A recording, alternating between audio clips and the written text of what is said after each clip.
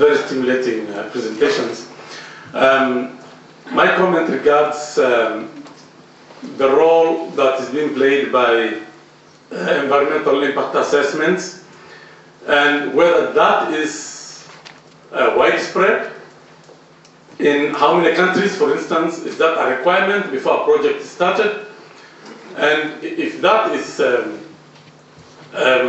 maybe prevalent in many conditions, how facilitative is it of the deals actually? Isn't it an avenue that actually facilitates the deals? Because often it is undertaken at the behest of the proponents and they reflect what the proponent would like to see. And tone down on the negative consequences of a project and highlight the benefits. If that is the case, is there a possibility of shifting the mandate of undertaking impact assessments to other entities other than the proponents? Because so long as it's done under the behest of the proponents, I don't see any logic emerging from impact assessments. Thank you. Thank you. Andrea Ferrante, La Via Campesina. And as we are not researchers, but first question is on methodology of research, more on what we have to research. And we have looked on those papers, very interesting. But I think that we are still missing something that is a very old question. The fact that land grab is something that it's not only a matter of fact on land, but it's something much more broader. And all those research are too focused on some part of the element. We need all the picture. So when you do those research, you need to involve much more competence.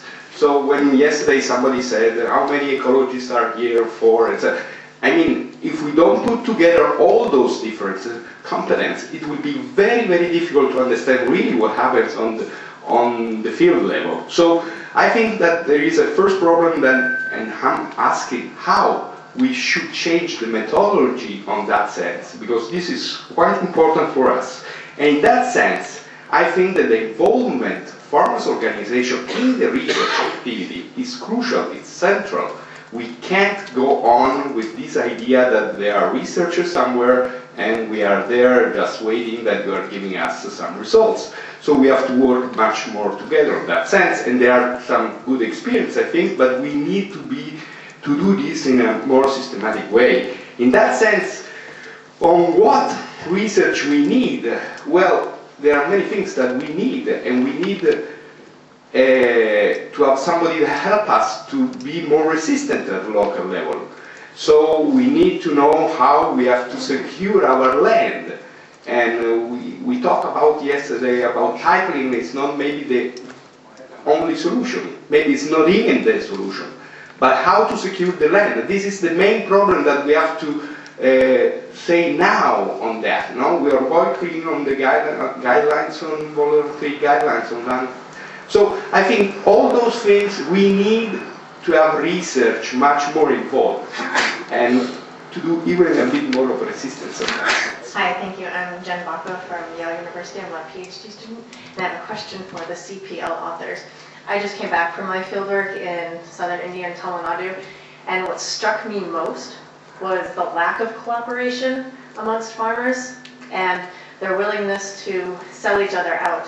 Everybody is becoming a land broker, trying to grab their neighbor's land and then sell it to these investors. And I wonder if you can reflect on that in your 36 case studies. Thanks. Tony Allen from SOAS in King's College London. A bit on methodology, we've been having a number of comments about the local level. Yesterday we learned how difficult it was to evaluate the land resources, and there was no mention of water resources.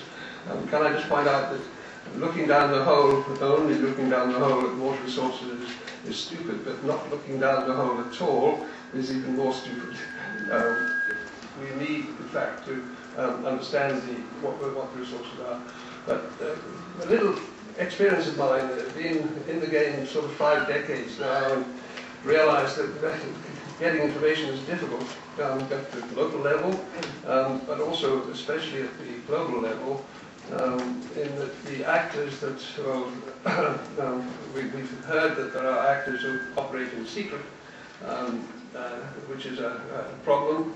On the parallel my experience of mine is that for over 20 years, very inspired researchers have come to work with me on transboundary waters. And what I found is it's unresearchable, because everything that's important happens in what we've come to call the shadow state. In this case, it's always between nations, the private sector isn't very important in this, but in the case of this sort of research, you've got two sorts of shadow state. You've got the shadow state with the government, and you've got some sort of shadowy stuff which is protected by the confidentiality of chosen imposed confidentiality. But then I find, just did an upgrade session for one of my researchers, and find that ethics and health and safety are making research pretty impossible for the community in this room. We need to get into places where secret things are happening, otherwise you're not doing anything important. And we're denied that legally, I find, when we have this discussion. So the only people who can research are the activist researchers, because they can take bigger risks. So please be aware of this research community. Thank you very much. Both Ruth and Laura mentioned the issue of the baseline, and so I just wanted to come back to that in terms of flagging it as a place that can, on the one hand, threaten to tear us apart in terms of setting the baseline now versus, say, I work in Laos, and so there are pretty good arguments, I think, for setting the baseline in Laos and Cambodia somewhere around 1950 or 1960, given that what's happening now is largely a result of the underdevelopment that's accumulated over a couple of decades. But I think it also, just talking about the politics of the baseline in whichever cases we're looking at is also a really good way to bring people who are usually sorted as, historian, activist, critical scholars, and also practitioners on the other hand together and in the conversation about how do you actually think about a baseline about this stuff. Phil McMichael from the Cornell Mafia. This question is stimulated by the devil's advocate on the panel.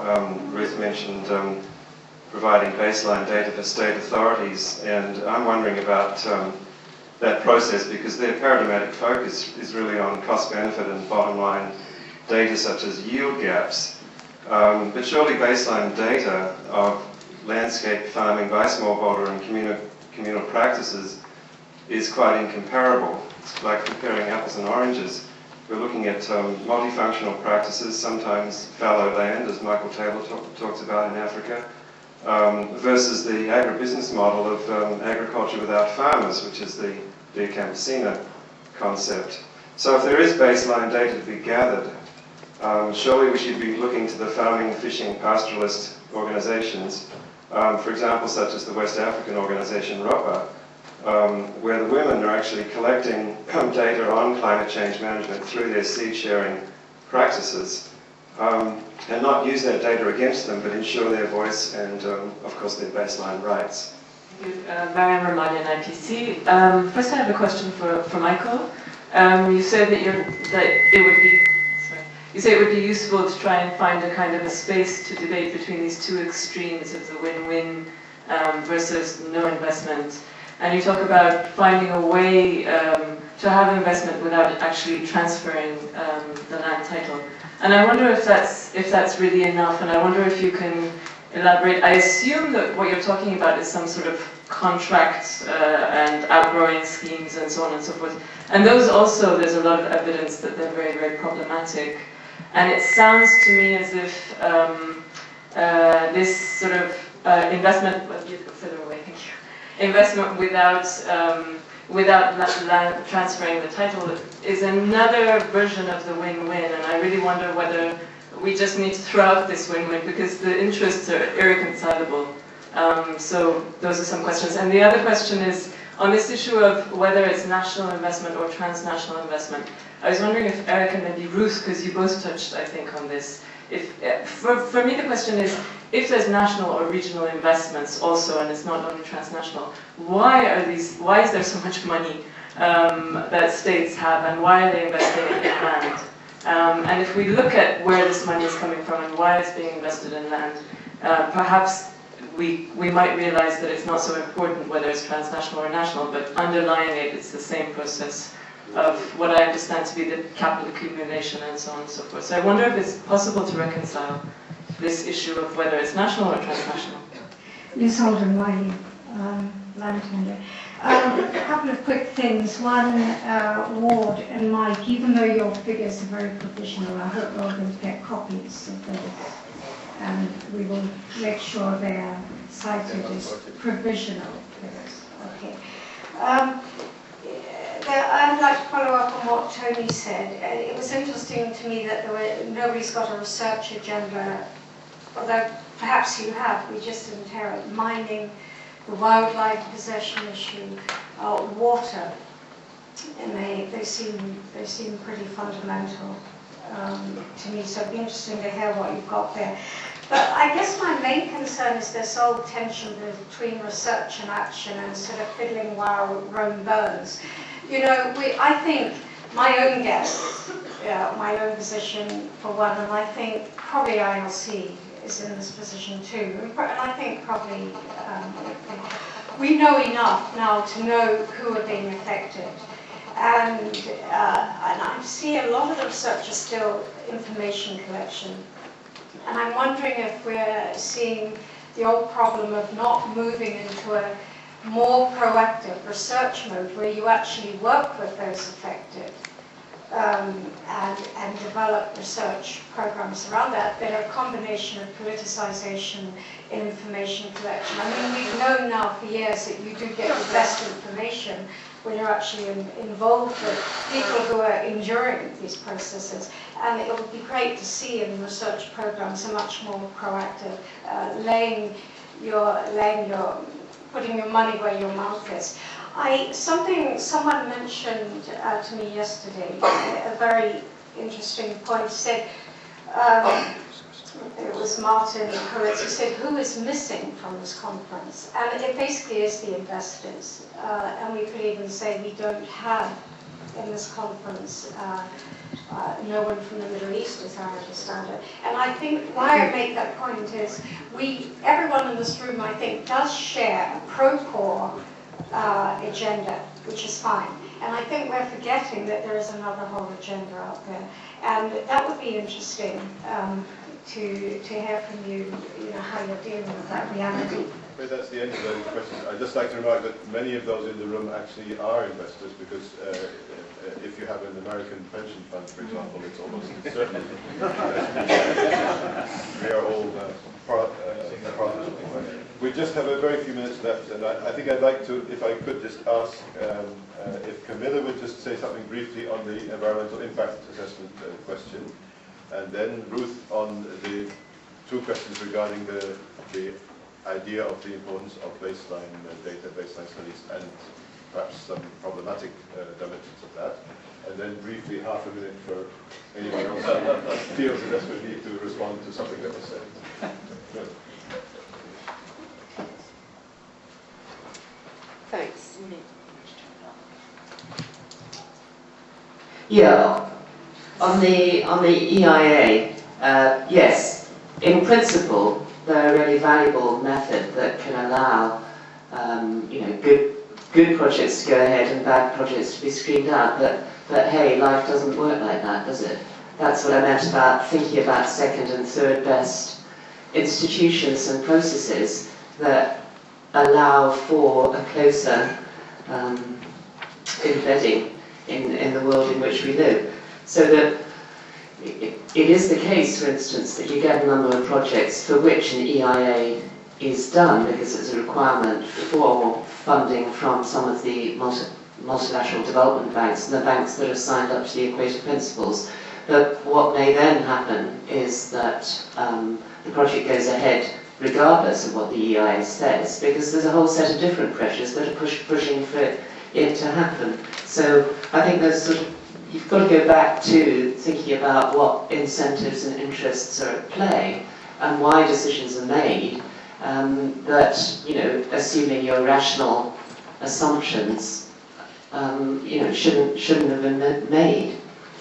I wanted just to touch on Tony's point about water. I have to admit that when I talk about land, I'm kind of wrapping water up in there, but you're quite right, there are some very particular issues around water, particularly management of international river basins, that we should be trying to get on top of, because they raise not only key questions about conflict and security, but also, as you rightly say, key questions around method.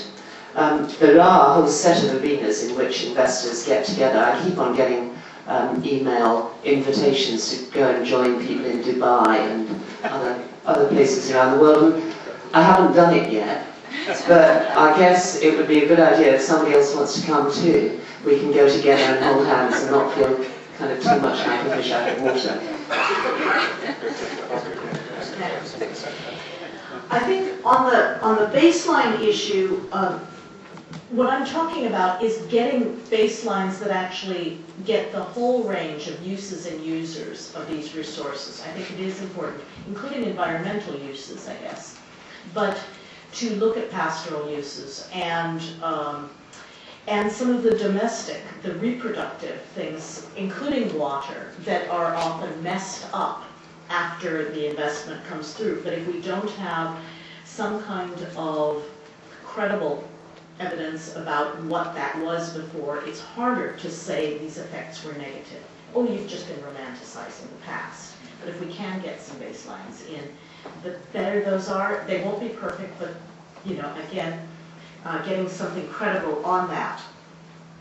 The other, I'm going to take the thing of just on cooperation. I think we can be too idealistic about farmer organizations being the solution on all of this. I coordinate a program on property rights and collective action. And guess what? Collective action doesn't always work. And we've got a new source book that summarizes some of that and what's the evidence of what factors help make that work or not. Thank you. I'd like to respond to two comments. One is regarding the national, transnational capitals that are at play. They're at play for the same reasons that I laid out at the beginning of my comments. And there's no coordination, not that there's any coordination, there's a scramble between capitals. So in the cases which we looked at, for example, there are 15 different retailers trying to come in to the East Bay, to the poor communities of the East Bay of San Francisco. And you have Kroger's, which is a national concern, but you also have Walmart, which is a national and international concern. You have Tesco, who's come across the water to introduce themselves. So I think that we can't look at this as a coordinated monolithic block, but there are divisions in there which have to be recognized. The others regarding action research. Having done that for most of my professional career, I'm quite dedicated to it, but it's not a panacea at all. Because it doesn't make any difference whether you do formal research or action research. It's not enough to be right. You actually have to have some political power behind your findings in order to create any political will and change the agendas. So I think that I would defer regarding collective action and say that in fact we absolutely have to link our research directly to the social movements to help empower collective action around these issues. Otherwise, we sort of get dead research, dead policy, rather than a research of resistance. Mariam asked whether the search for equitable solutions to investment is really not just a backdoor for perpetuating the same kind of thing. I think that's a very important question, and I don't think we can say clearly what the answer is, but I think this is where research needs to look at. And essentially, as Eric just said, involving farmers' organizations themselves in asking that question and saying, is it possible and under what conditions, if it is, or if it's not, then what alternative courses of action there are. Because what is certain is the investment pressure that is pushing these things will not die down. These are long-term, the drivers and enablers and triggers that would put up are long-term issues. They're going to be here, and somehow we need to engage with them. But I was glad a few people, Liz and the gentleman from Rio Capacita, mentioned the importance of working together with farmer organizations. At this meeting we had with African Farmers Platforms last week, we resolved on a process of between now and April next year, basically a year-long process of farmer organizations doing their own research in countries with the members on the ground on investment in agriculture, articulating their position, and we plan to organize a Pan-African meeting in April next year on land-based investments, where farmers will present what they want, but governments, investors, development agencies will be invited. And I think what's important is that the voices of people directly affected in answering these kinds of very tricky and difficult questions are heard. And I hope that they can link up with the kind of research that researchers are doing as well.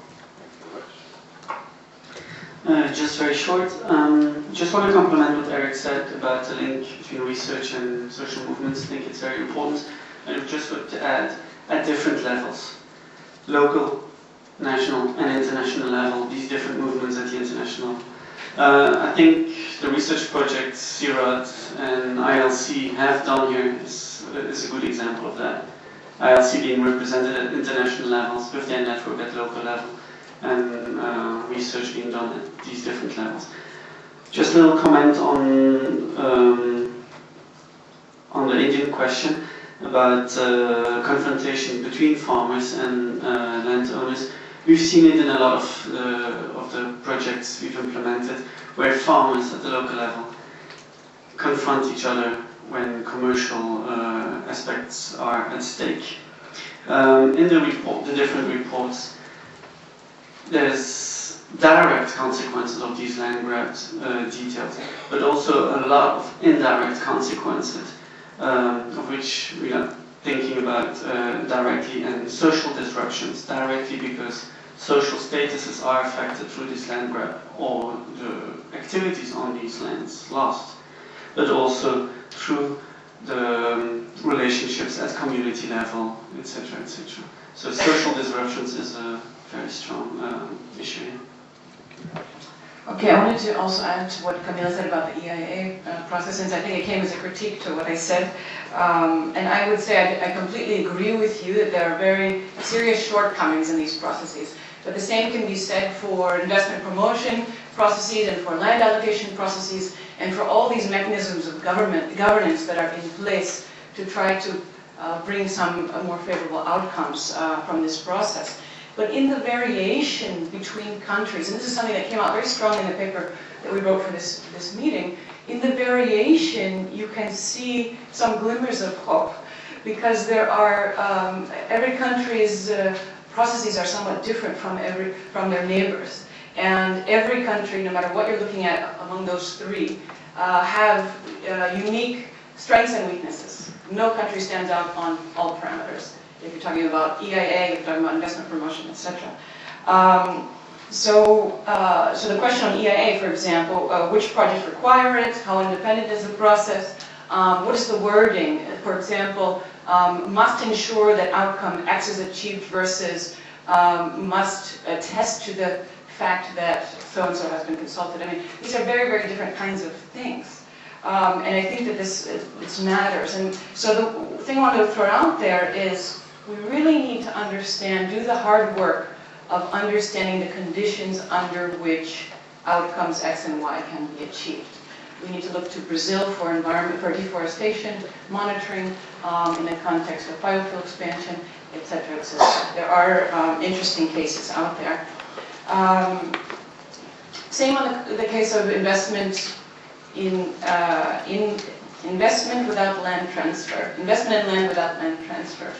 We did a study in Zambia on outgrower schemes, and similar to the literature that was cited, raises very big concerns, both on the environmental side and the social side. Outgrowers getting locked into 30-year contracts for growing jatropha, investors disappearing after households invest a lot of labor, a lot of land, deforest their areas. So the concerns are everywhere. And this issue of developing metrics, I think that Ruth raises is fundamental. It's problematic, but it's fundamental. And some of the metrics that we've worked on, issues of returns to land before and after, including all of those products and services that come out of land, show, and there's an interesting case from Ghana that will be published, show that you take the top cash crop, you compare it with the employment that came, and they're just about the same value, but when you add everything up, the investment clearly is not generating that value. Thank you very much. Thank you very much.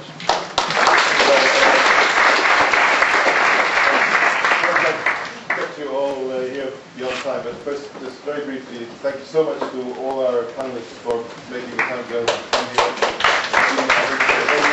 here.